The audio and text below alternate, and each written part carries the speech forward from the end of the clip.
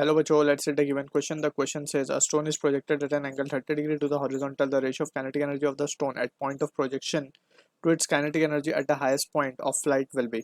Option A 1:2, option B 1:4, option C 4:1, option D 4:3.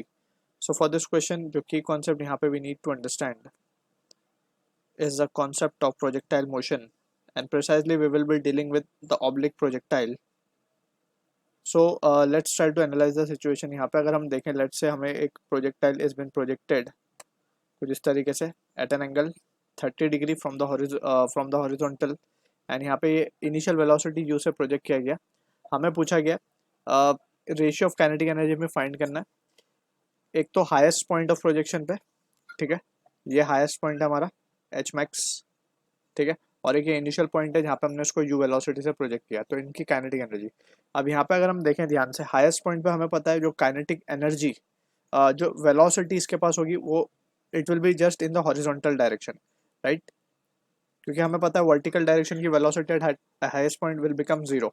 तो यहाँ पे सिर्फ हॉरिजॉन्टल कंपोनेंट ऑफ वेलोसिटी बचता है जो कि है U cos theta. If we do the component of velocity U cos theta हो जाएगा and this will be U sine theta. And U sine theta हम देख सकते हैं it will be the under the influence of acceleration due to gravity in the downward direction, जिसकी वजह से इसकी स्पीड कंटिन्यूसली कम होगी and at highest point it will become zero. So highest point पे सिर्फ यू कॉस थीटा वेलोसिटी रह जाएगी इसके पास, ठीक है.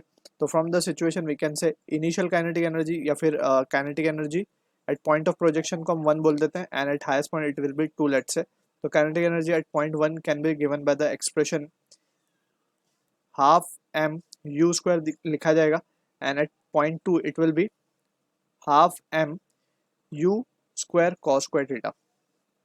अब यहाँ पे इसको सॉल्व करें तो it will be half M you square cos theta is 30, cos 30 is √3/2, तो √3/2 का स्क्वायर करेंगे तो इट विल बिकम 3/4, ठीक है.